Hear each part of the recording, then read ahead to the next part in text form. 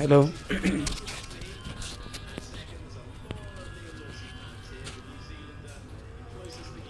सूरज, सूरज, एक बार दूर जाओ, मेरा स्ट्रीम चालू करो, बैक बोलो मेरा आवाज़ आ रहा है कि नहीं आ रहा, बस बताओ। हाँ, तुम्हारे मोबाइल में बच्चे को नहीं, यहीं से सुन जाएगा ना हम। Okay.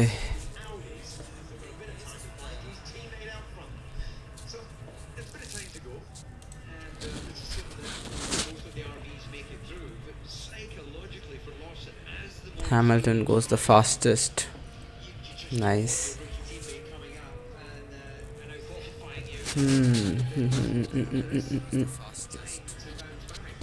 Russell 2, Antonelli 3.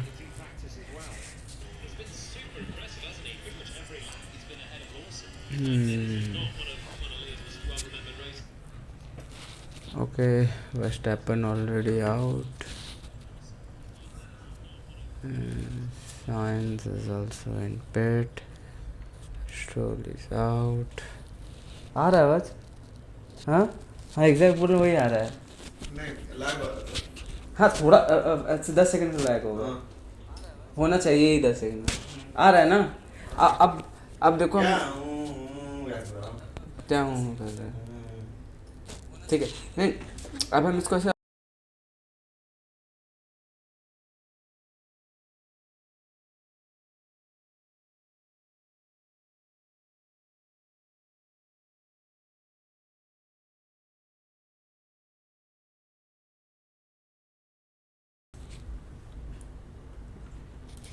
Hi Suraj, how are you doing? We are currently watching Australian Grand Prix live. Are you able to hear me what I'm saying?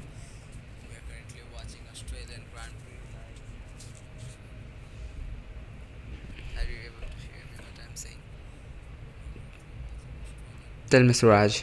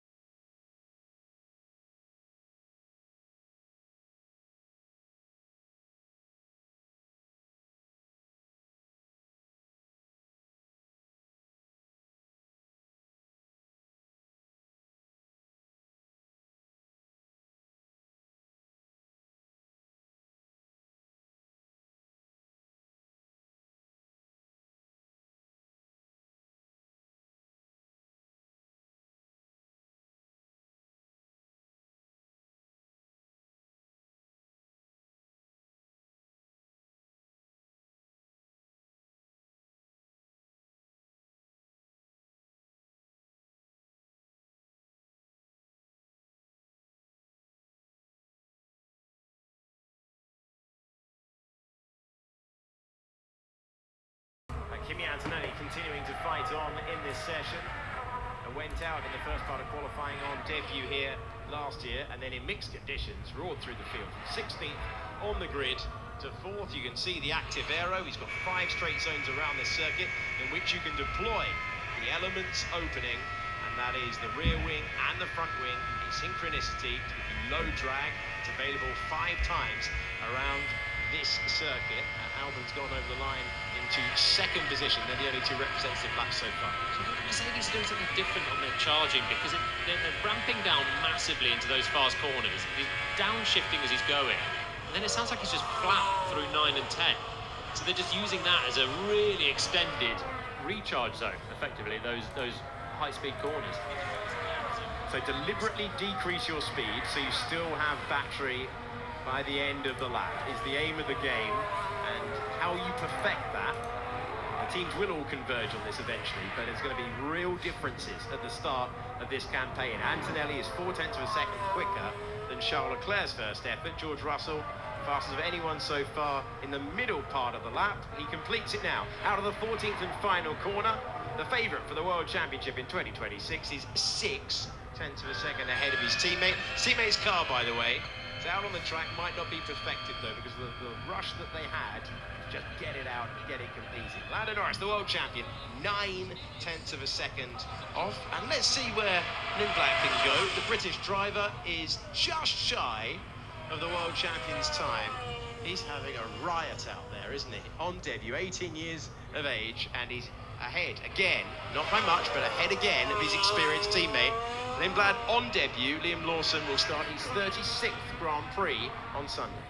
Yeah, Hadjar, the sole Red Bull, he's a bit down in that middle sector, so this is going to be, well, it was half a second down in the middle sector. He was quickest of all in the first, until this man, Hamilton, has brought that first sector time down. So it seems to be middle sector, particularly, that Russell and that final sector is able to keep everything together. So this should be quite telling if Hamilton gets a clean end to this lap.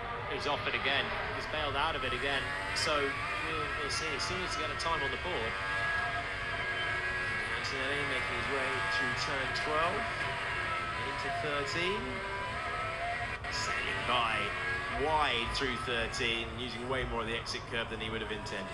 Yeah, pushing over that front axle, that would have cost him a couple of tenths by the time he's made that mistake, and then getting out of position for the final corner as well. Ferrari ready to receive the car. So Hamilton finds himself down in 60th. He's in the weighbridge there. You can be randomly called into that at any part of the weekend. That is it's a random spot check to make sure your car is not running underweight. He's got pace, but he's not got a middle sector on the board yet. So he'll go back into the garage now, having been fired up from the weighbridge. And they've got plenty of time to get that car turned around for another go. But I'm surprised that he's not managed to get a single time on the board, because Ferrari are quick. Leclerc's not done that car justice yet, 1.1 seconds away. I just think some banker might be enough to take him through into Q3. I wonder if there's a bigger issue there for Hamilton. Yeah, because the clock does tick down, of course, and he's going to go into the pits. That would have been a little bit frustrating to be randomly called to the scales, but it takes a little bit of time. Meanwhile, we have Leclerc out there. He's improved in the middle sector, still 0.4 or so away from what Russell was able to do, but not so good in that first sector. We haven't seen any mistake. We see him make a mistake there again, getting very wide onto that exit curb. So I don't know if this will be an improvement. And it is not an improvement for the former winner of the Australian Grand Prix. Alex Albon, 0.2 of a second away from the driver he is chasing. And Albon is 15th at the moment, hoping for a time here. It's been a tough time for Williams in Formula One. The car is overweight, to the disappointment of both drivers. Williams, like Aston Martin, like Alpine, really looking forward to the regulation change, and it's not gone their way. And Gasly up to 11th. Gasly with a run of Q3 appearances last year in what was the 10th fastest car in Formula One. That's an improvement for Alex Albon. He's up to 13th. The driver who's chasing his first point-scoring finish tomorrow since the Italian Grand Prix back in September last year. Well, we know that car is overweight. The team have made no secret about it, and rumoured to be at least what would be a good second in performance. So, in real terms, if they could get on a weight saving, they could bring themselves into that sort of window where you see Limblad sitting right now. It's not the work of a moment, though. Months of development to do that. James Vowles has said that it's in the pipeline. They're trying to add downforce and take away weight. It's a two-pronged attack, but it's going to take a while in towards the race 5, race 6 at the earliest. You'd have thought it's not going to happen immediately for Williams. Hamilton back out, new softs, so no major issue for him. And we'll see if he can just hurt a time on the board. If he can get through 3 sectors sensibly, he should leap up the order. 5 minutes to go, real pressure now. Out front, George Russell has a buffer of 0.6 of a second. Everyone else scrambling. Everyone else looking for improvements. Still a top 10 shootout. We're just going to lose 6 cars in the middle section of qualifying. 5 minutes to go. You can see the advantage that Ocon has over Hulkenberg as they prepare the cars in exactly the way required. Gun it over the line in a few moments. We go on board with the German driver. So running at idle pretty much, getting ready for his prep lap. What surprises me is he came out and he's pretty much middle of the track. I'd call that dust. I wouldn't want any of that with just a couple of corners to get it cleaned before launching the lap. Yeah, just desperate to get out of the way of everyone. You can hear there where it fires up to start the lap as well, and the push comes up on the dash, which is a bit of a giveaway as well. Yeah, I think that they could put anything on that dashboard for the driver. But yeah, there is. It's very Germanic, actually, isn't it? Push. Direct instruction. Also, the bodywork on the left-hand side looks like it's making a bid for freedom. It's vibrating a lot on the main straight. That could easily be picked up earlier in the session. Yeah, that looks like that stay, the supporting stay that goes up to the chassis, which has become something that we're seeing in all of the design of these cars might be broken. It's the Audi particularly that looks like those wing mirrors won't last the Grand Prix distance. Maybe it's a beautifully measured bit of weight saving and they're perfectly there for a bit of flex, but we will find that out tomorrow. Big lap for Hulkenberg this, through 9 and 10. On the edge of a bit of oversteer there. You want to still be on the limit of grip through the high speed, otherwise you're giving away just too much through those. Mercedes definitely sandbagging. A couple of tenths away of the fastest in the middle sector. I've got to say that's pretty impressive. There's a few twists and turns there. But further away, almost 9 tenths to Russell in the first. Well, Hulkenberg last year in the Grand Prix format only made Q3 on 1 occasion. The season before that, he was constantly there. It's a lap that gives himself a chance. In Germany is up to P9. Max Verstappen rendered a spectator. Here's the 7-time champion of the world, Lewis Hamilton, now. With the DRS gone, it's active aero that takes you across the line, available 5 zones around the racetrack. It's the front wing, it's the rear wing at the same time. And here's Antonelli to move up to 2nd place. The Mercedes 1-2 has been delivered in Q2. We'll reset the times. You're going to deliver again. Russell leaning on the curb with all that power that they have underneath them when they get it straightened up. And that was not an improvement for George Russell as he went across the line. But it was very close to the time that he'd set before, only a few hundredths back. So Mercedes, and then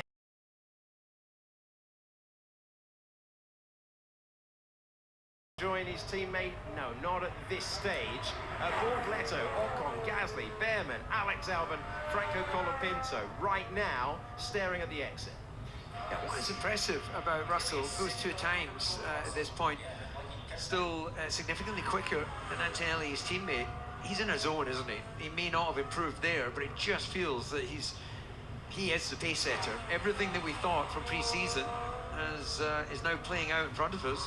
Yeah, we don't know what more Antonelli has or can do with the car maybe perfectly squared and a bit more prep time, but nonetheless he's consistently safe enough on the top 3, but with that gap to Russell still to close down. Looks like George Russell will be the next world champion. He was nowhere near his best sectors, but at least he pieced the lap together. So hot possibly there's a bit more in there for Lewis. Let's have a look at Charles Leclerc, down in 8th. Not safe with 1 minute 20 to go, but this is a much better lap actually. Yeah, he's only about 3 and a bit tenths away from Russell's time, so he's able to complete the lap in quick pace. He should be in around that sort of Hadjar Piastri mark. That has been the issue for Ferrari. They've had pace in different sectors all the way through the weekend so far. It's putting them all together with clean laps that has evaded them. 27 times in Formula One, Charles Leclerc has been on pole position. He'll be looking to book his place in the top 10 and fight George Russell for it. Now he crosses the line, he moves up to second position. Lively for Isaac Hadjar, working the wheel at enormous speed through 9 and 10. Hanging on to it in the high speed, so still very much on the edge of grip there in those corners. And the only Red Bull left, so has to try and deliver something here for the team. Hadjar still up in 5th place, blending out of it through turn 12. Easy to lock up the left front in this penultimate corner, turn 13. Brings it back to the left-hand side to run as cleanly as possible through that final corner. It's difficult to blend in the throttle. Here we go. Over the line, and it's P5 for Hadjar. Behrman has missed out on the top 10. And Hulkenberg has been demoted. Gabriel Bortoleto there in P10 at the moment. Franco Colapinto will not join the top 10 shootout. Pierre Gasly will be hoping to provide another brilliant lap when it counts. But it's Hulkenberg, Behrman, Ocon, Gasly, Albon's in the pits. Pinto has failed to trouble the fast times at the front. So it is only Gasly now that can try and improve and knock out Colapinto. A couple of corners to go, he's got to find a few tenths. Can he do it across the line? That's the question for Gasly. He made Q3 on 10 occasions last year. Doesn't have the car to do so. 14th.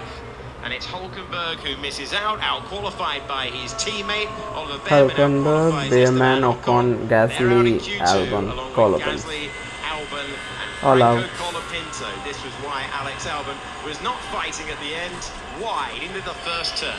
Yeah, well, the complete opposite of what we saw with Verstappen. He just carried too much speed over the front axle, understeered in, through, and out of the corner onto the grass. Hamilton, something, well, no, actually similar. He lost the rear a bit at apex. So one of the laps that he bailed out of might have been the last lap there that he was trying to find. Inconsistent at the moment. When he pieces it together, there is pace there, but he is struggling to put it all together. Even on his best lap that he did, there was a few tenths in the first sector. Out in the second part of qualifying, Hulkenberg, Behrman, Ocon, Gasly, Albon and Colapinto. George Russell remains the driver to beat out front. Top 10 next.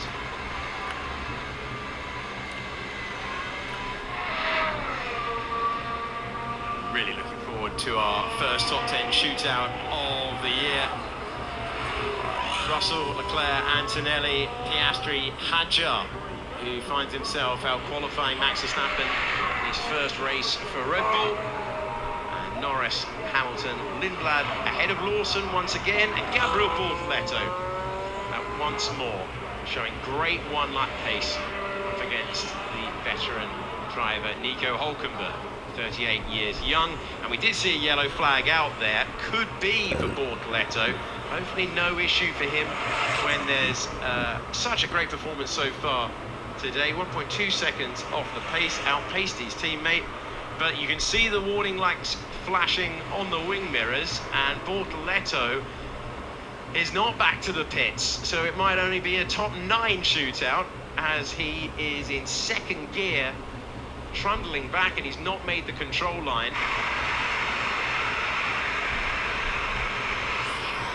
What a disappointment that would be for Bortoleto out. Want to be fighting both of the Racing Bull drivers. Yeah, he's, yeah, of course it'll be a disappointment, but I think the Audi overall have got to be happy with the fact that they're in there, just outside the area of the really competitive guys. Will be able to restart it. Well, they'll be talking. Do they have a Control-Alt-Delete for Gabriel Bortoleto? Shit.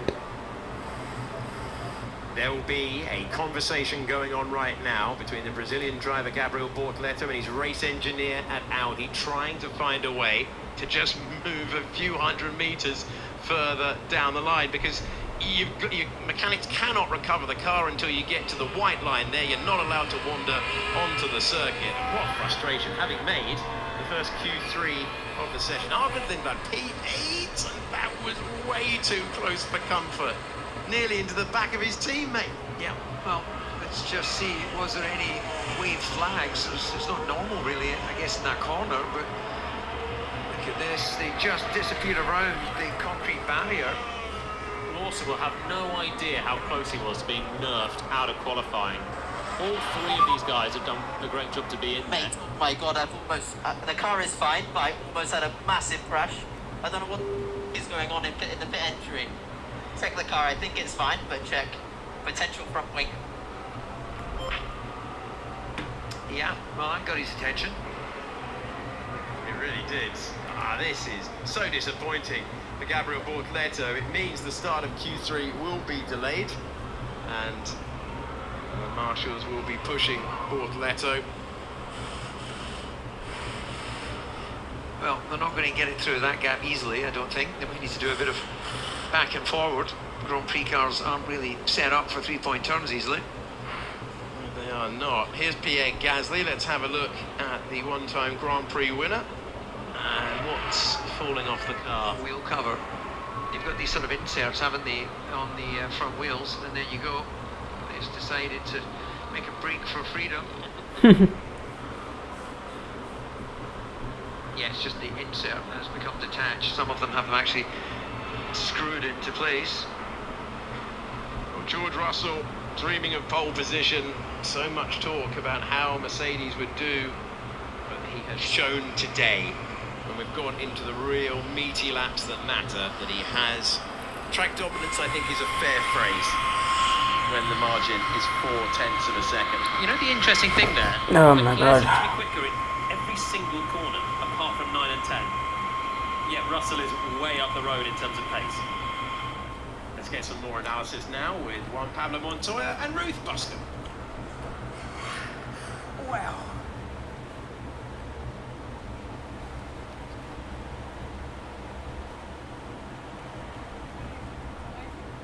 the power difference, the efficiency of the Mercedes right now, it's insane. It is.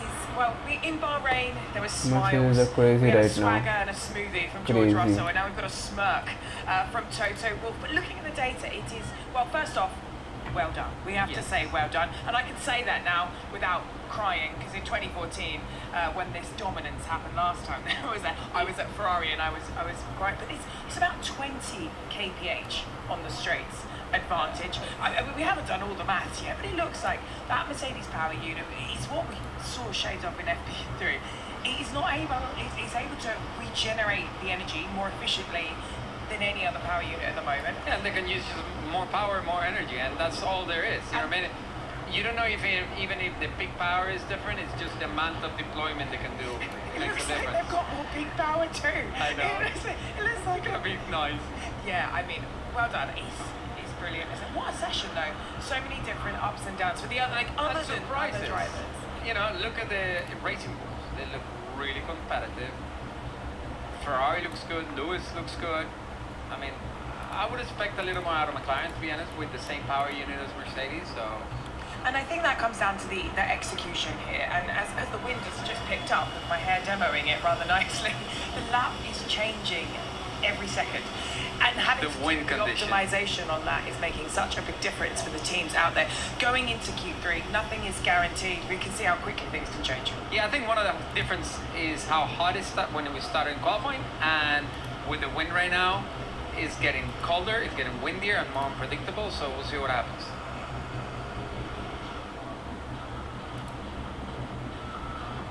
Thank you to Juan, thank you to Ruth. Here we go then. The first top 10 shootout of the year, and because it is that type of season opener with a massive rule change, it's going to be a top 9 shootout. Poor old Gabriel Bortoleto, brilliant job to out-qualify his teammate, and that midfield battle, nice and tight. He does the job, but the car doesn't make it back to the pits. If you're wondering why they didn't just push him back to the garage, the car's going to make its way back to the control line, the white line painted across the track, unaided. If he made it even just 100 metres further down, team would have been permitted in the rules to wander down the pit lane, collect the car, and he would have been given what we've seen quite a lot of this weekend, and would have had a chance to just reset things and go again. So there's 9 in the field, the Racing Bull's doing the job. You've got the rookie Arvid Lindblad, who is the second of the ultimate pace on Formula 1 debut. When the field spread, you used to have the whole field in the second. Now we've elongated the gaps in Formula 1. Lawson there as well. DC, we're back in the battle for pole position in Formula 1. Yeah, and, well, we've been saying it on the build-up. It feels like this is Mercedes Grand Prix's pole to lose. George Russell has been flawless so far. So that would be the safe money to suggest that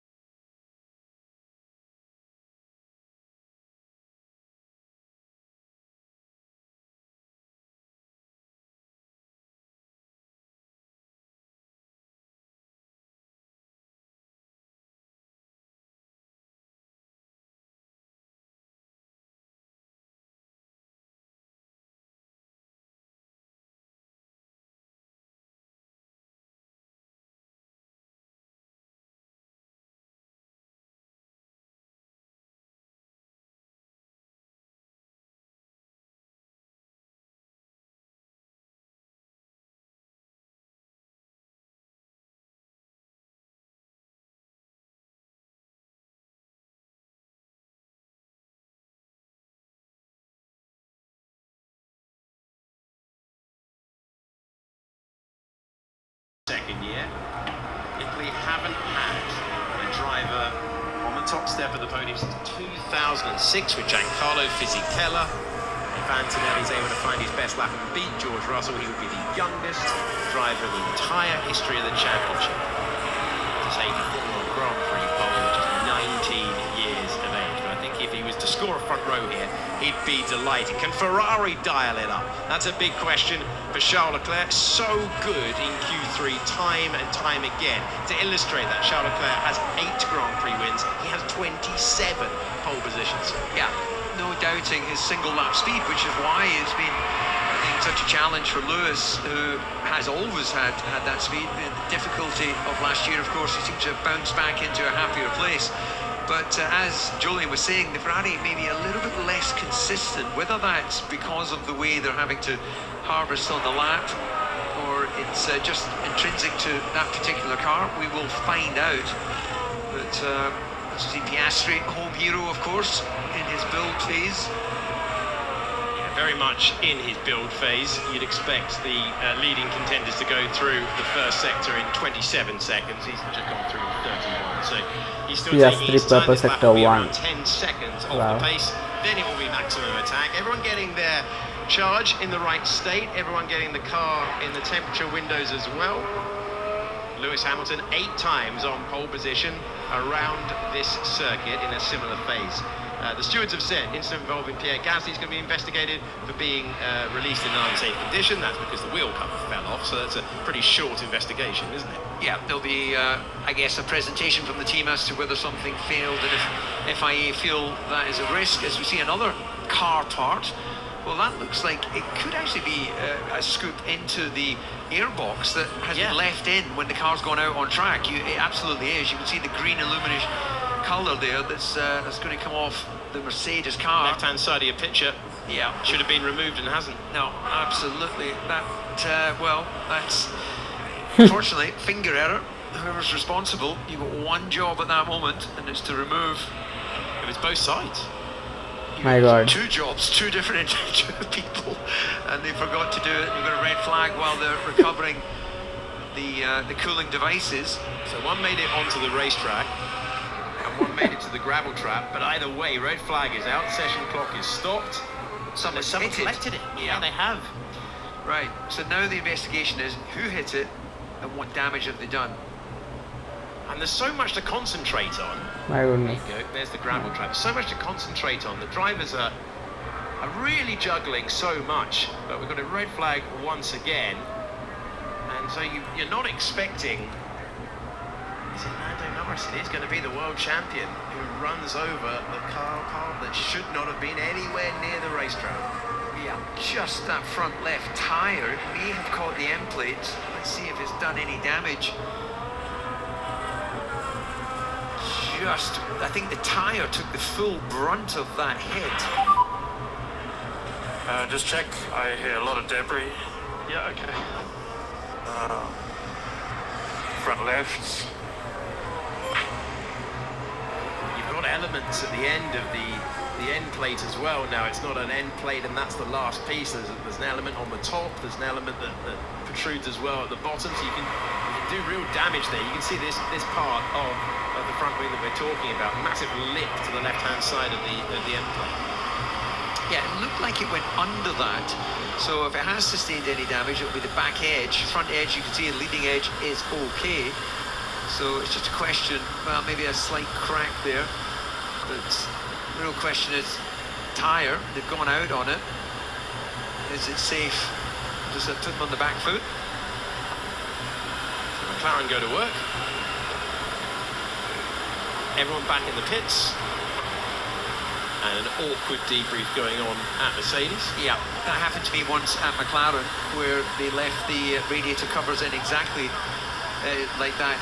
Excuse me, H. They left the front wing covers on, and I went out through Eau Rouge, and I thought this feels a bit strange, and got to the end of the braking at Lecombe and went straight on because I didn't have a front wing effectively. So yeah, we're all human. We all make mistakes. It's embarrassing though. So it gives us another pause. Bortoleto won't take part in the session after his car ground to a halt. Mechanical issue at the end of Q2. 9 cars will compete. He's joining us late. Max Verstappen had a big spin. First turn through the gravel trap, into the barrier and out of the first part of qualifying. Very tight in the midfield battle for Gabriel Bortoleto. Beat Hulkenberg, Behrman, Ocon and Gasly to make the top 10, then did not make it back round to the pits. So we are left with 9 competitors on the sharp end of the grid. I wouldn't have thought you would bring too many spare radiator cooling devices. It's not the sort of thing that you would expect to either break down, or certainly you would definitely not expect it to go on a short trip around a Grand Prix track. Yeah, they can recover one, but the other one is going to require quite a bit of super glue. Yeah, there is the other one. So getting partial cooling in the left-hand side of the car. Yeah, look at that mechanic getting it out nice and early. Here's Kimi Antonelli. It's another look. There you go.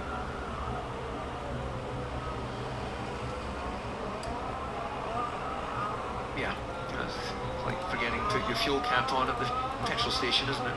Gone in 2 pieces. It was just the left-hand Air side. cooling It's gone in duct. 2 pieces. One piece made it Nice. to the gravel trap, but the other piece did not. Bounces off the safety catch fencing, remains on the racing line, collected by the world champion, and that is the end of that story. Yeah, that will automatically go to the stewards, like we saw with the Alpine car, where they have to go off and explain what's called allowing the car to leave the pits in an unsafe condition. Needed a bit more luminous on that for Lando to be able to see it. Well, I think some years you would have spotted it a mile off. Perhaps so much even on outlaps.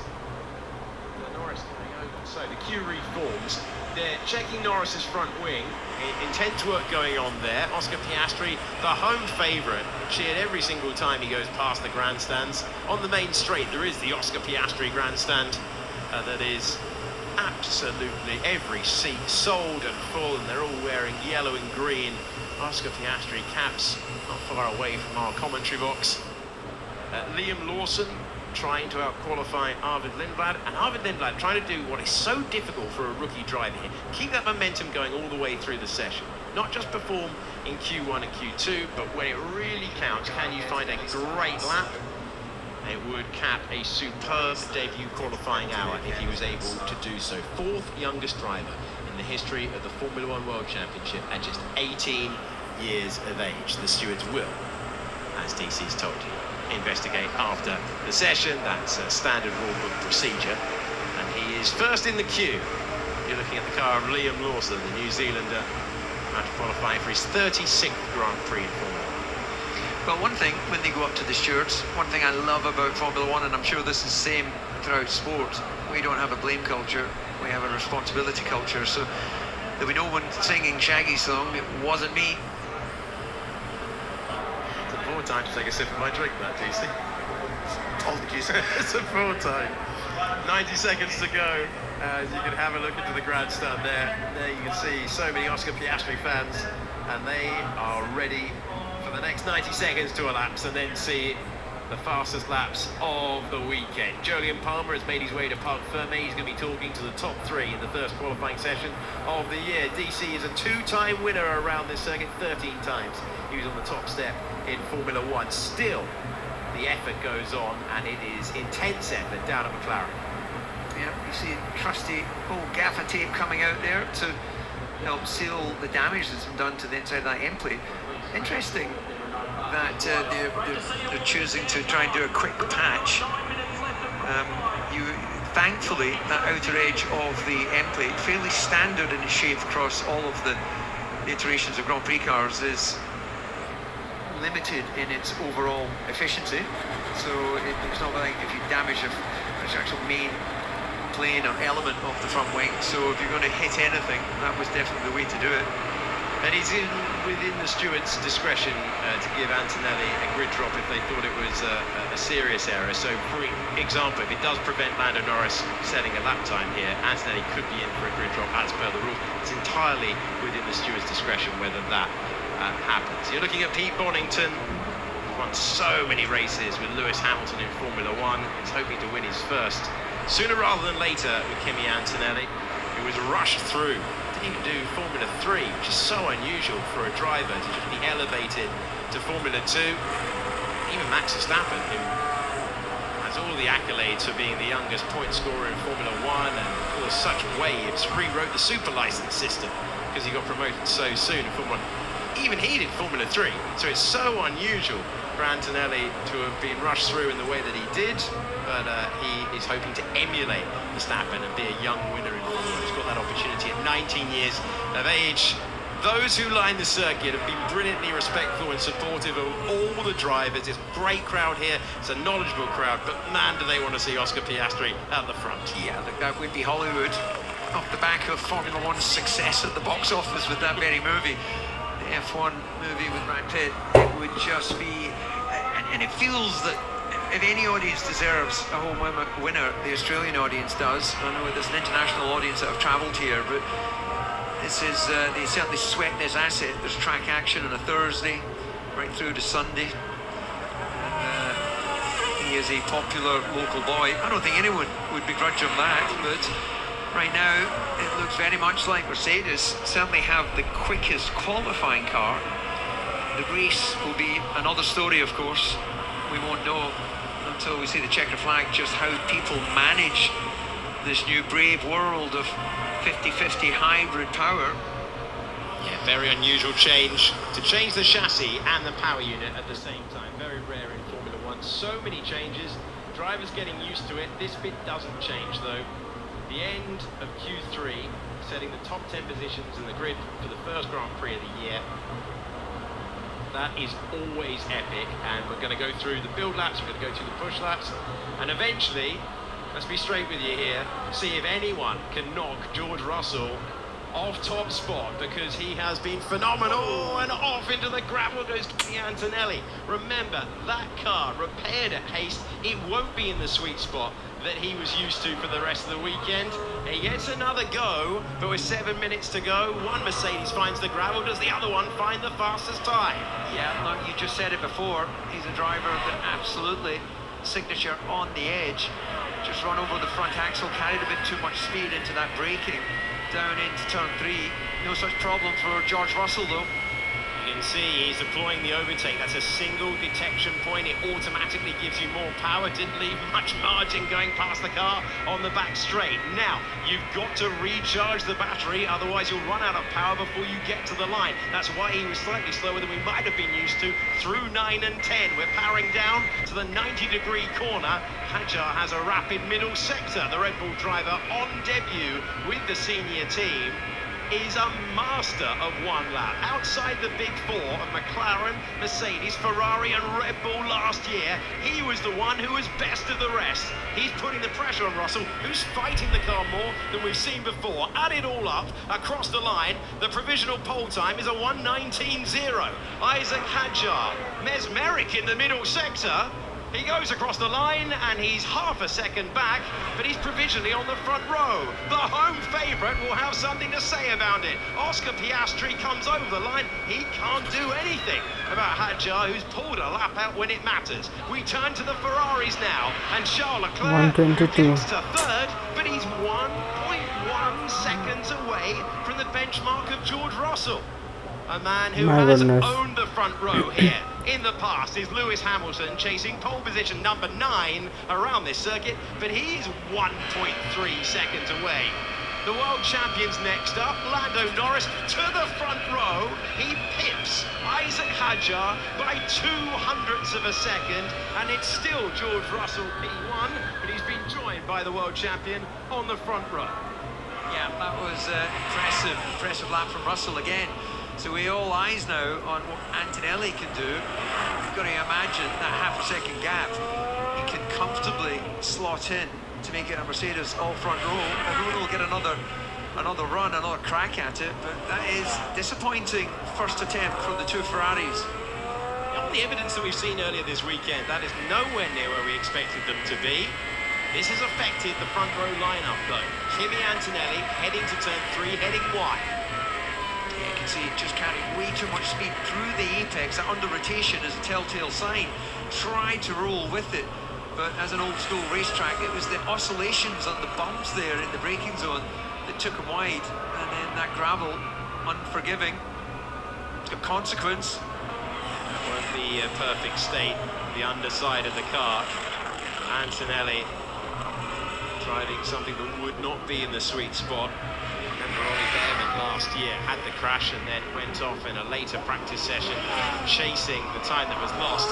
Lando Norris saving his best for Q3 by some way. He was the driver on pole here a year ago. He won the Grand Prix by less than a second. Chased all the way home by Max Verstappen to this very straight at the end of a thoroughly entertaining season opener. But for Red Bull powertrains and Ford, this is pretty special because it's, as we have seen elsewhere in the pit lane, it's very, very easy to get it wrong, building your own power unit. Ford are back in Formula 1, they're with Red Bull, and they're currently P3 for Isaac Hadjar, promoted to the main team, and Isaac Hadjar will be hoping that this is a breakthrough day for him. He's already stood on the podium in Formula 1, he's looking at P3 in Formula 1 qualifying as it stands. Yeah, that would be very satisfying, no question about it. Just looking at how they build that lap, the first sector, as you see a replay there of Lando hitting the cooling device from the Mercedes car, Kimi Antonelli, you can see that underside damage to the end plate, just split there where the impact was. But what is super impressive is the first sector for Russell. He's really got that nailed. No one within 4/10 of what he's doing there. And if you actually break down what that first sector is, well, it's a complex little section of corners with a big stop into 4. So Kimi Antonelli currently in 7th position because his first effort got ruined. The Racing Bulls just decided to wait it out, and Bortoletto did not take part in this session, having not made it back under his own power to the pit lane. Isaac Hadjar's best in Formula 1 qualifying P4, which was impressive. And Zandvoort, Lando Norris broke down, that became the podium for the driver originally from Paris. So the boy from Bologna, Kimi Antonelli. He's made it through the corner where he had a crash earlier on in the weekend. Now to the corner that caught him out. Can he find a clean lap to use the power of the W17? That has been a rocket ship in the hands of his teammate. Yeah, a lot cleaner there. He would have been a bit more cautious in the braking down into 3, but the benefit is it's given him a reasonable opening sector right there with Russell, who we know will get a second run at it, but that is definitely putting him on target to get that front row. Use all the battery, and then you see he's got to recharge it, otherwise he'll run out by the end. Recharging into the 9 and 10 fast chicane. It is a rapid middle sector for Kimi Antonelli, who's able to pip his teammate here, and they are driving on the limit. Remember, they won't have been driving on the limit during testing or practice.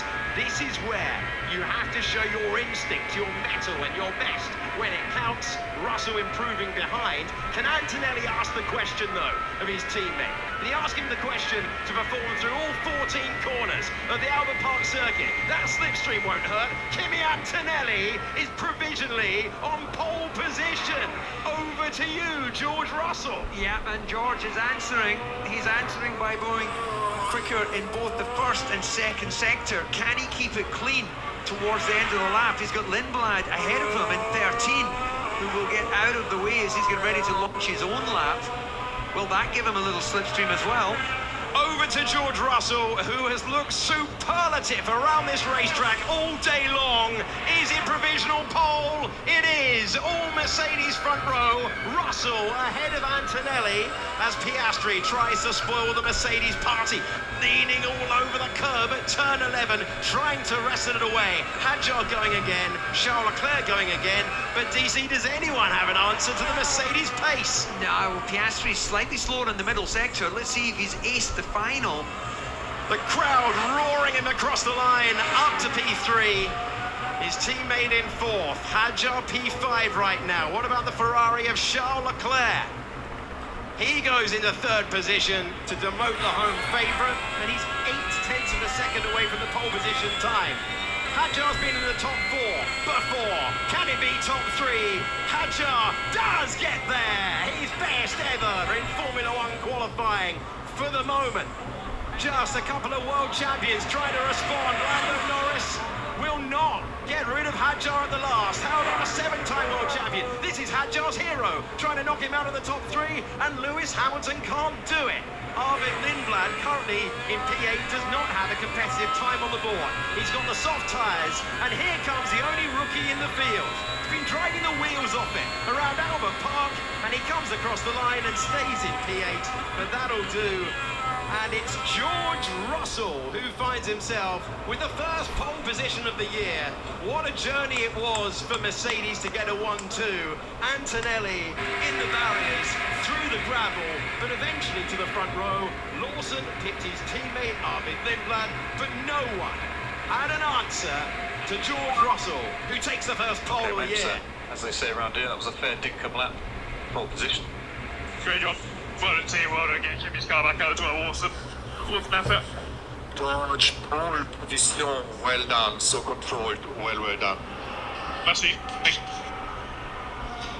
You know what's great?